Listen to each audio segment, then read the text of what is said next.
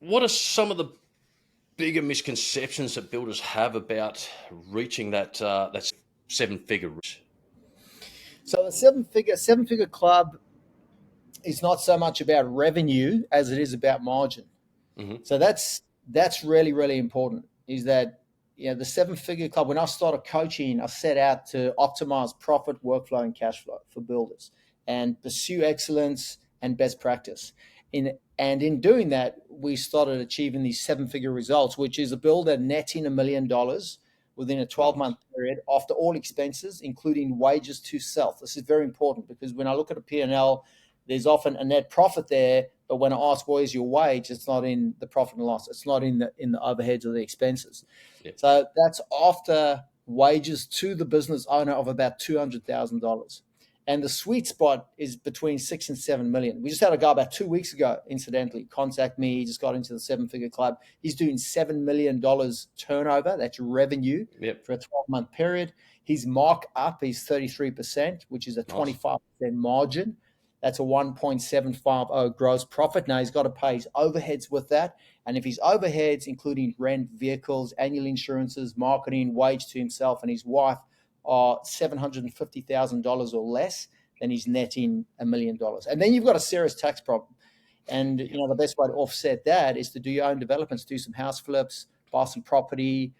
There's lots of exciting, endless opportunities for what you can do with subdivisions and Airbnb properties, all that sort of thing. Yeah, But for to sure. answer the question, so the biggest misconceptions would be that you need to grow or chase revenue to make money. Okay, that's a big misconception because if you're doing 7 mil turnover, you're a small builder, and Yep. that's why even in a downturn, depending on the area you're in, because there is a difference between metro and regional areas, but you should be able to still do 7 mil even in GFC conditions if you have intelligent sales and marketing systems set up where you're creating your own economy. So that is so that's a misconception there, that you need to scale to make profit.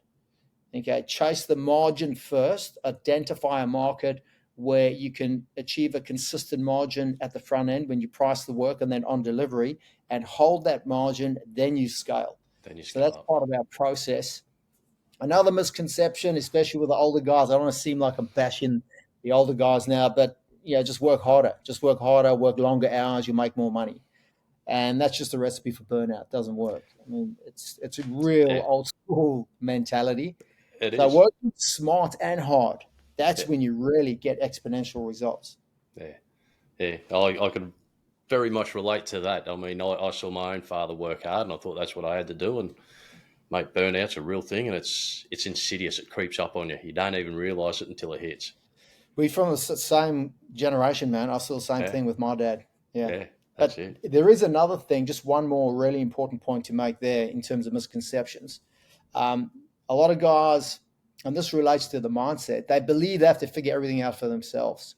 A lot of guys aren't open or don't find it easy to ask for directions or Yep. for help, to put their hand up for help. So they believe, it's a weakness to ask for help or to collaborate and share. So this ability to open your mind to advice, which to Yeah. me is just common sense. It really is the most common sense thing in the world. If you want to make more money, you want to enjoy a better lifestyle choice, and if someone else is doing it, then so can you. And if you can follow in their footsteps, it's going to accelerate your results and your progress. 100%. Yeah, we've got a saying on our site now. It's uncommon sense because don't know where the common sense is going. It's because we irrational creatures, we emotional creatures, and that's when you see there's not a lot of common sense out there, Yeah, unfortunately. yeah.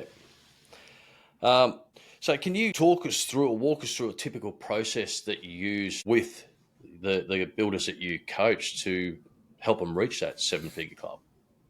Absolutely, yeah. So we've got a process or a roadmap that we take people through, and it's not a paint by numbers thing. You can't just say, "Hey, follow these 147 steps and you'll get there." And there's a sequence for systems implementation for your business. In the same way, there's a sequence you follow when you build a house. You lay the foundation and then go from there. But the reason I love interacting one on one with my seven figure club builders or guys that I have aspirations to get into the seven figure club is that everyone's different. Everyone's business is different. Everyone has just different aspirations, and everyone's mindset is different based on their upbringing, their learnings, and everything else. So step one is a principle that most people might or should be aware of, called the 80-20 principle. And that is that 80% of your results, and remember, results in business are profit, workflow, cash flow, and us trying to optimize those metrics. So 20% of the things you do and 20% of the systems and processes you have are responsible for 80% of your results with profit, workflow, and cash flow. So we start there. We start on that 20%. And if you're wondering what that is, that's financials, financial controls, your market positioning, again, chasing margin, then revenue, some basic marketing systems that relate to that, some sales processes to free up time and money and to give you a leg up so that you can start gaining more control, so you can see ahead further. We use forecasting a lot. So it's 80-20 principle as it relates to the specific systems and processes that are going to bring in money and free up time quickly and well.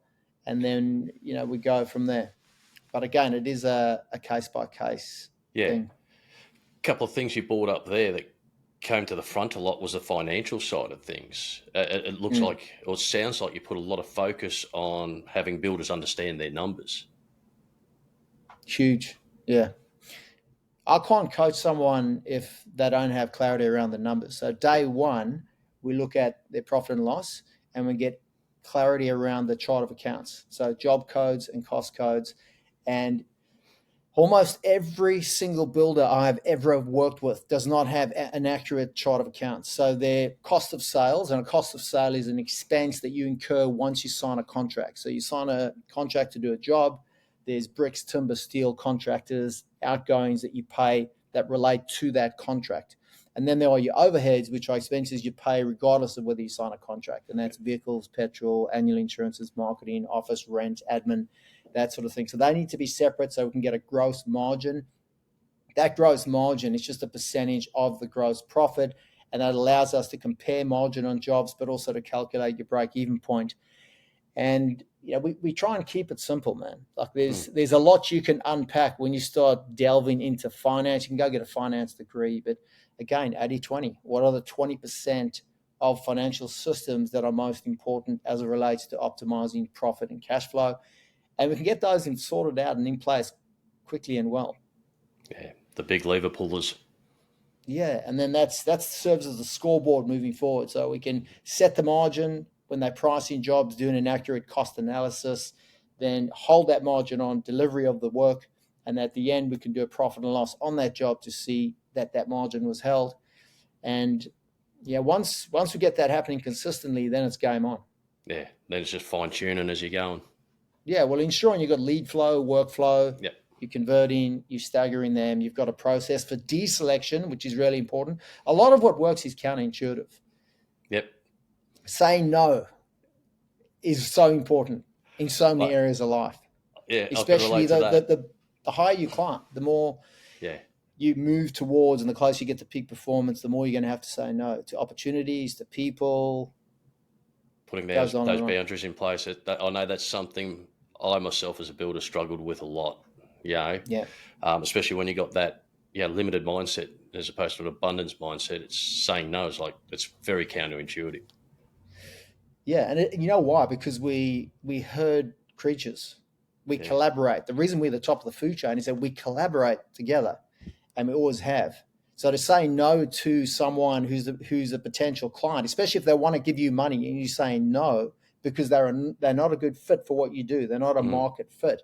Saying no to a substandard subcontractor because they're not performing at the level you want them to, or someone in your office, you're going to have to keep moving through the people that work with you and deselecting people that are maybe good or even very good but not exceptional. So the higher you climb with your standards, the more you're going to have to say no. There'll be opportunities that come your way, other business opportunities, bright shining objects that you're going to have to say no to. And it's counterintuitive because there's money to be made, or there's people you could help. And you want to help people who want to help, which is something I've learned through the decades of coaching so many people. And it's quite heartwarming to know that inside all of us is a desire to want to help other people. Yeah, which is 100%. why I enjoy helping people make a lot of money, because the vast majority of the people that I work with who are in the seven-figure club become philanthropic. They want to help others, Yeah, which is nice. also counterintuitive in that most people with a negative money mindset think that money's the root of all evil and people with money must have done nasty things to get their money. But from my experience, they the vast majority are very kind, Yeah, generous, yeah. Once empathetic they've made that people money, they that want want to. to Yeah, help. they want to help. That's They awesome. want to share. I'd like to go back to that mindset. How easy is it for a builder to Mm-hmm. adopt that abundance mindset without a coach? Do you think? I know for me it was extremely difficult. I jumped on board with you for years. What's your learnings with your current builders, like trying to go out their own without a coach? Look, you could probably do it, but I always say to someone, like, say we're having a conversation and you're thinking about getting a coach, and there's a lot of great coaches out there, right? It doesn't have to be me. I'm not everyone's cup of tea. But if you were talking to me and you were thinking about it, I'd say to you, and whether it's mindset, because mindset's crucial, you're going to need to develop an abundance mindset. You're going to need to develop a positive mindset around money, around marketing, about people management, about lots of different things as a small business owner to be successful. If you want to be successful, and especially if you want to get in the seven-figure club. So my response to you would be, if we could clone you, Adrian. So there were two Adrians. Now, one of you starts working with me and you stay open to changing your mindset and doing the work. You're going to have to do the work. Okay. Yep. And part of the work is changing your mindset, because you've got to realize that the skill set and the mindset that got you to where you are today is not going to get you to where you want to go. So if you're open to it and you understand that and you're prepared to do the work, it'll be no contest. Adrian with a coach versus Adrian on his own. Yeah. And it makes perfect sense. Like, if you want to get into a peak physical condition, you get a personal trainer who's good at what they do, and they're going to put you on a diet and a training program, versus you trying to figure it out on your own. Good luck. Yeah. It's no contest. It's kind of like the tennis player Nick Kyrgios, whatever his surname is, Yeah. doesn't have a coach Yeah. at the moment. He's an absolute train wreck, just trying Yeah. to muddle through himself. You hit a good point before. You mentioned there's a lot of good coaches out there, and I wanted to ask yourself, like, you're a coach. Do you subscribe to coaching yourself? Oh, absolutely, man. Like, I pride myself in walking my talk. Like, there's nothing I share with my clients or ask them to do that I wouldn't do myself. Yep. So, guys like Dan, I mean, I'm like a seminar and like junkie, man. I go to a lot of seminars, I go to events. I'm a big believer in, and I've learned over the years that your net worth is your network. Your network is your net worth. I So like who that. you spend most of your time with, which relates back to your previous question as well.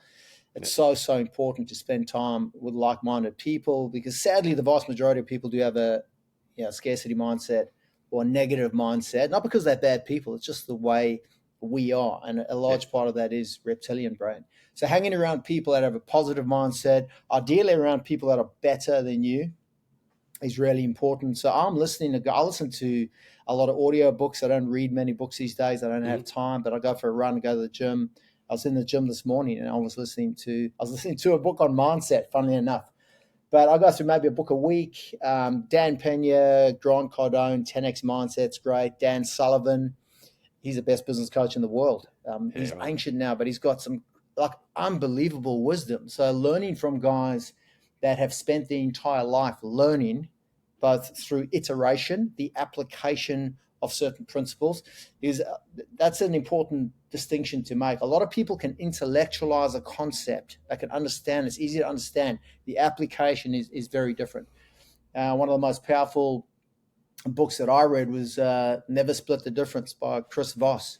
Brilliant book. The Brilliant book. it was the concepts were easy to understand, but it was the application, and I applied them through a divorce, like an Yeah. extremely painful, difficult situation, and I was able to do so without using lawyers. Go through Beautiful. financial settlement, care arrangements with kids, and now my ex-wife lives about 400 meters from where I'm sitting on the Wow. same street. with my girls, and it's very amicable, right? That's So awesome. one of the most difficult things I've ever done in my life. A lot of it, again, is counterintuitive. Yep. It's the opposite of what you think. But, for me, going through that process of iteration through that difficult time, I now have that skill set that I can use for the rest of my life. And the application is endless. I can use it with clients, with friends, with my kids. Yep. So it's almost like a blessing. It comes back to that you win or you learn. So the Yeah. more you go through, the more challenges you take on. Dan Pena is a good example. He's that billionaire that lives in Scotland. I spent a week with him and 20 or 30 other guys. He made us do crazy stuff. We had to fight each other. But there were high net worth individuals there where my mindset was expanded. Guys in their 20s worth $300-400 million. Some of them, they've always just had that money. So for them, it's just perfectly normal. And what I realized is they're no different to you and me. Just their perception of the world and money is different. But Dan's a guy who would seek out ways to get out of his comfort zone. And I'd highly recommend that. That's a powerful thing to do. So, he was bungee jumping when he was in his 70s and, Right. jumping helicopter to fly up to Everest, and just goes on and on. So, finding comfort in discomfort. Because I teach, which is fascinating because I hated school, absolutely hated school. Now I'm a teacher, I'm a coach. And the best way to teach is to learn. So I keep learning, sharing, teaching, growing, evolving. I love it. It's awesome. That's brilliant. It's brilliant. Wanted to have a quick chat in regards to some of your clients now. Obviously, don't name names, but can you share a success story of one of your clients that you've taken through so far? Yeah, absolutely.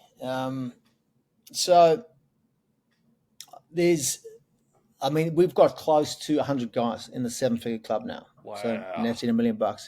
In fact, the reason most builders come to me now is to get into the seven-figure club. And I can tell you now, most of them, their aspirations are to do non-client work or their own developments. Yep. Not have to deal with a client again. I'm sure you can relate to that. Imagine never having to deal with clients ever again. Just doing your own work. And within that, a lot of guys, so I can give you endless examples, but for a lot of people, it's about building a business that generates a consistent seven-figure result. And remember that you're building an operations manual that allows you to replicate that result for the rest of your career. It's not about working really hard and making $1 million, because anyone can do that. And as soon as you stop, it slips back down. It's about having an operations manual that allows you to generate that result consistently with good people. It's about process and people. And a lot of guys, and you can do that in 3 years, by the way. The timeline is 3 years. Wow. So we've got 4 businesses that are going into the seven-figure club within 3 years of having started their business. They got their building license. Yep. We've got one that's going in within 2 years. Okay. I've got guys that, and this is all again about context and mindset. Yep. There's one guy who in his first year in construction did $8 million turnover, and his second year did 16. Wow. And he's got aspirations to be the most successful residential builder in the world. So in his mind, that's just he's sort of on track. Yep. But so it all begins with what have you decided to do? But to give you a specific example, the guy that texted me 2 weeks ago, so he's again 7 mil turnover, residential custom homes, so luxury homes. Yep. And he's found a sweet spot. Some guys, they have aspirations when they first come to me to do the high-end, beautiful luxury homes, and they get to a certain point, maybe it's over 5 or even a 10 mil build, and the complexity and the type of client you deal with scares them away. And they realize that there's a sweet spot further down, maybe between 2 and 3 mil or 1.5 to 3 mil. And then they decide on how many of those starts they want ideally, how they want to stagger them, what the team looks like, and then ensuring they have the sales and marketing, lead flow and conversions coming through. And there's an overflow of that. So they overbook the flight, a bit like the airlines. It's like having, 30 people wanting to build with you each year, but you can only work with 10 or 5. That's the best position to be in. It comes back to saying no. It's got to say no to everyone else. You don't just say no. You say, look, we can book you in next year, April. Yeah, we're at capacity. Or, we're at capacity. We can book you. Here's the options. You can go find someone else. I can refer you to someone else, or I can book you in at this date. And a percentage, I'm happy to wait, especially if you keep stacking the value and your credibility and your reputation keeps improving. So in that guy's instance, 33% markup, which is a 25 margin, which is important to note. A lot of guys feel that as the size of the job goes up, the margin needs to come down. That is not true. You can hold that margin even when you're doing $2, $3, $4, $5 million projects, and you should, because those projects are going to take longer to deliver. Yeah. And remember, you've got to pay your overheads with that gross profit. And you're not doing this to profiteer. You're doing it to obviously you've got to make good profit. You've got to have the best thing you can do for your client is have strong financials. You have a duty of care to your client to be financially sound. And you'll always take some of those profits and reinvest it in the business to further optimize your processes and attract better people. So it's about adding value, which is the first principle of wealth creation. And so that's one example. But I've had guys come to me and go from $500,000 to 20 million in under 3 years, revenue wise. I don't recommend it. I mean, that's too much even for me to stomach. But that's a lot of growth. Yeah. So what would you find is that sweet spot? Yeah, that 7 million. So anyone who's to give it, sweet spots in terms of 7-figure club is between 6 and 7 million. So if you look at 6 million revenue at a 25% margin. So if we do the maths, and I love maths because it's black and white in this world where nothing's black and white anymore, right? Even genders. Yeah. But 25% of 6 mil is 1.5 mil. Yeah. If you've got overheads of $500,000 and then you include your wage in there or part of your wage, if you're doing some project management, maybe you don't want to be doing supervision, but maybe you're overseeing it and you're doing some project management, then there's $1 million in that profit. Yeah. Very nice. All right. So 6 to 7 mil.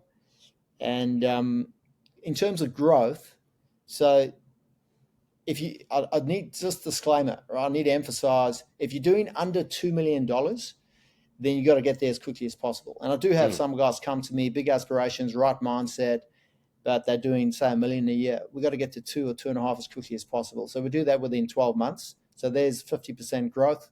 And then beyond that, to give you a yardstick, 50% growth is comfortable. Yeah, is doable in a controlled way. You want to grow in a controlled way. So we use a lot of forecasting, financial forecasting, which helps with decision making on how when you bring on the next team member, who that team member is, when you bring on the new job scheduling tool, because that takes a bit of work and effort. And then you have a team structure that's forecast as well through organizational charts, and then systems development forecasts. All the forecasting allows you to look ahead and make informed decisions and even eliminate inefficiencies before they arise. Most people are looking backwards and then getting punched in the face repeatedly. Yeah. What sort of resources do you recommend for builders just starting up at the moment?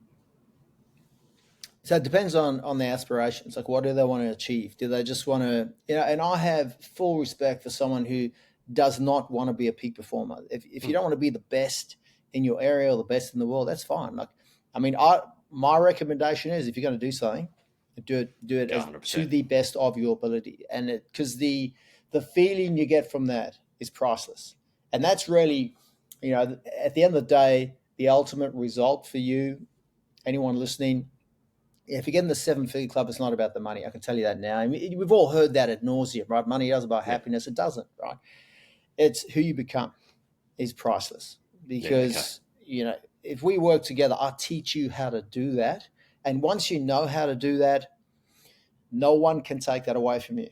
You have that, as long as you're alive, you can pass it on to other people. And the peace of mind that you get, the freedom you get in terms of headspace, just knowing that whatever happens, if someone stripped you of everything you had, took every cent of you, dropped you somewhere in your underpants in a new place, you'd be able to, over a period of time, within 3 years, build it back. That's the least you'll be able to do.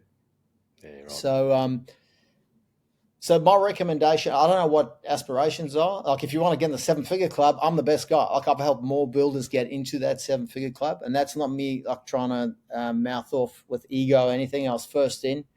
Proven And track that's what record. I'll do best. So you speak to me. Otherwise, no doubt there's other great coaches and coaching firms out there as well that work with builders. So whatever's the best fit for you. Otherwise, I have a book, $1 Million Builder. If you go to builderscoach.com, I'll send you a free copy. It's got There you go. resources, 40 documents, links, videos. Just start your educational journey and don't just learn from, I'm not trying to point you to my content because, I want you to, come work with me. I know it's good content, Yeah. but look at everything else out there Keep as learning. well. Well, there you go. There's a first point or the first resource. So you've heard it here. Yeah. Apply here, mate. He'll send you a book. It's a good book. I'll Read cover it. the postage and handling. I will Well, send there you it to go. you no matter where you are in the world. Yeah. There you go. Beautiful. Good resource. It's a great book. It's a great book. In your personal opinion, what separates those great builders that you're working with in the 7-figure club from those that aren't making it?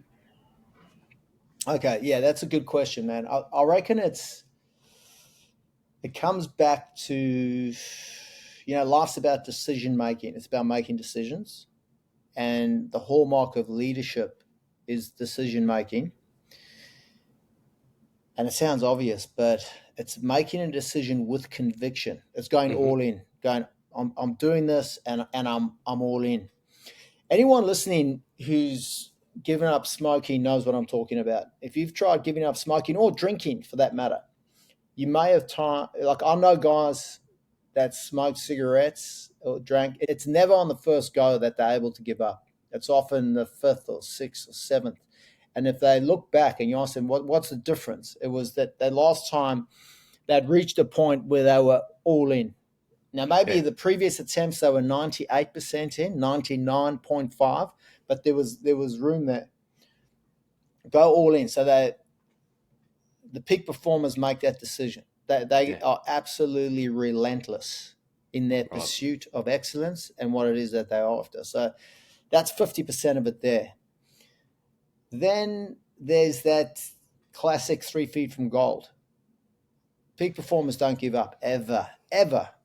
It's, come rain or shine, it is, the philosophy is process over outcome and best practice process. What is the best practice process for dealing with what's in front of me now? And this includes if you're going through like a difficult time with a toxic client, if someone's not paying you, your best friend's just betrayed you, your wife's left you. What is the best practice process for dealing with that from a mindset perspective, mentally, emotionally, spiritually, because there is a process solution. There's a best practice process solution. And if you apply it, then you develop that skill set, you grow and expand. And no one has exclusivity on a difficult time, right? Everyone has, rain and sunshine, in their life. Like life is going to punch you in the face. It's going to happen. Yeah. So it's how you deal with it that matters. So again, the peak performers have the ability to take the lessons, see the silver lining, carry that forward, use that, and even feel gratitude. Over time, you can feel gratitude for the challenges you face. I was talking about this the other day. It's extremely counterintuitive because I remember my mentors saying that to me.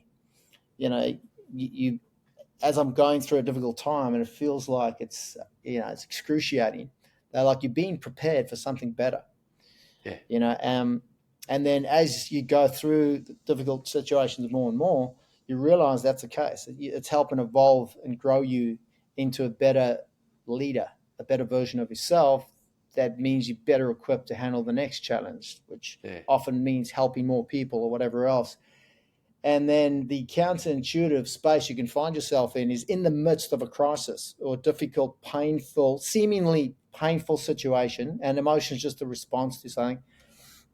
You can feel gratitude for the situation. I remember the first time I tried that in a painful, difficult situation, asking myself, what's good about this? There's a great video by Jocko Willink where he's like, good, we just lost that contract, good. Good. We've this things going on good. Yeah.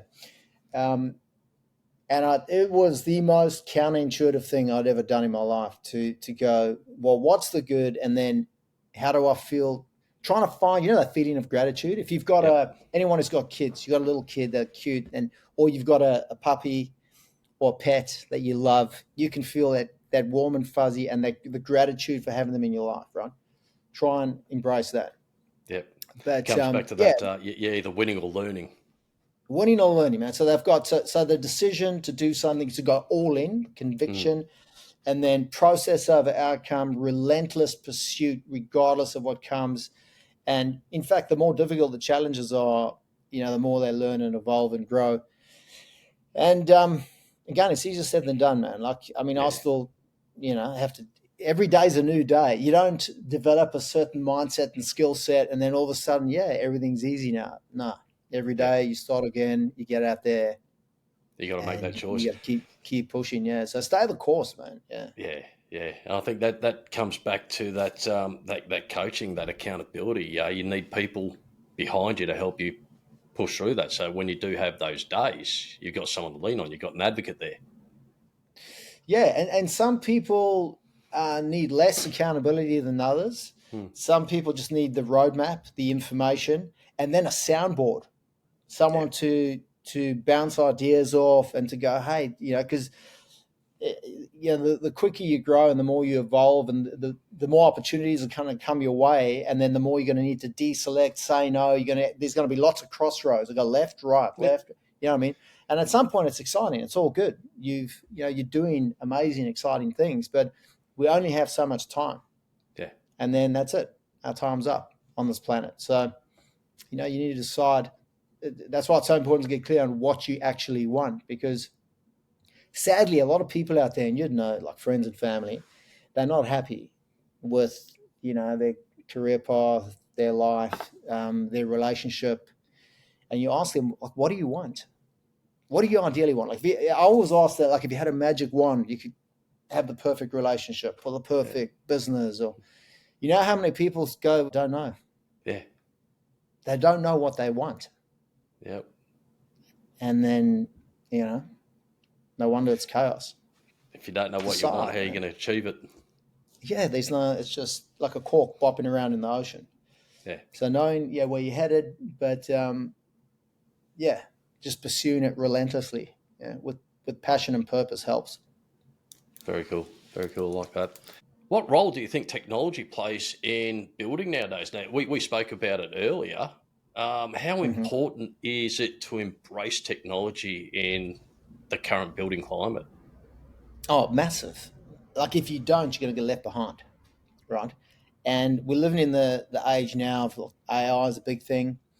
Um, it wasn't that, and we can all remember recently, right, when you needed a copywriter to to generate copy, whereas now within seconds you can get You copy got, done for you using ChatGPT. So, yeah, and all the other AIs, and there's a full-on AI race out there now. So it's just that alone is huge. And then there's all the other spin-offs with marketing, the use of apps like Upwork to access people.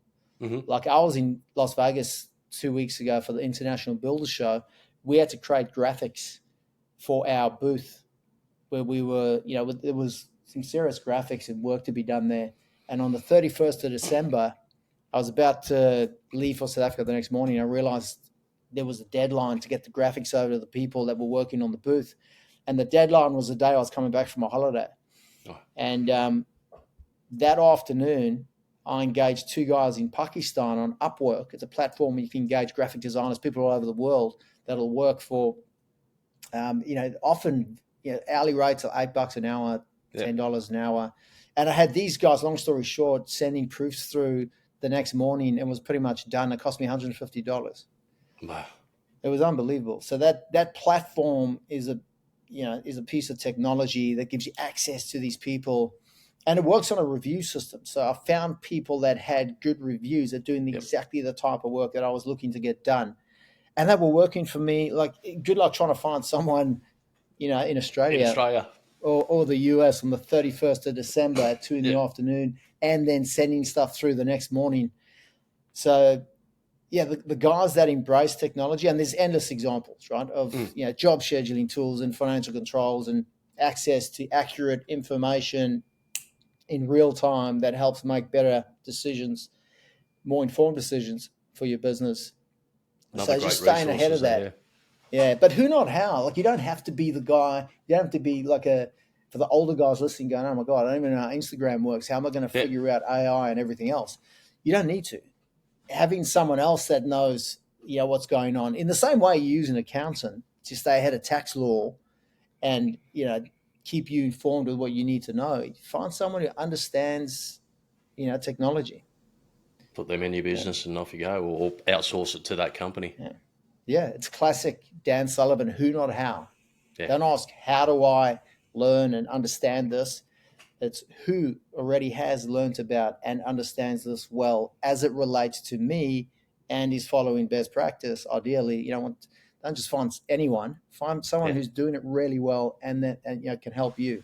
specifically. Yeah. Brilliant. Like that. Like that. What's one actionable tip that listeners could take right now to improve their business? It's gonna depend on their particular situation, but I would say find a coach or mentor. Yeah. Find someone who is a specialist, ideally a specialist who understands construction and who has results, working with builders like yourself. Yeah. Yeah, proven results, track record, and then engage their services. If you're still brand new, read a book.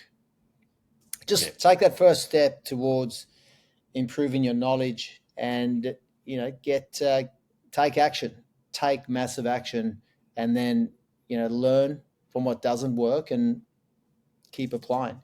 Rinse and Keep repeat, on. reflect and review, lay the track, go again. Love it. Love it. Um, so where can our listeners, builders who haven't heard of you, where can we find you? Builderscoach.com. Go to the website. You can access myself. I'll respond to any contact that people make through the website personally, and they can get a free copy of the book. They don't I'll have to whack the get in link touch up with above us me. as well. Beautiful. 90% of the builders I help, I never meet. And I'm totally Yep. fine with that. I just want to share this information. And it's because I've seen that many guys go through positive transformation and their lives completely changed. And that impacts their family, their kids. And I believe, there's a lot of room for improvement in the industry. We can Yeah, there raise is. Sure standards, is. and I'm prepared to share, what works with as many guys who'll stop and listen as humanly possible. I love it. I love it. Well, mate, I really appreciate you taking the time to have a chat with us today. It's been an absolute pleasure as always having a chat. Thanks, Adrian. Likewise. Appreciate it. Thanks, mate.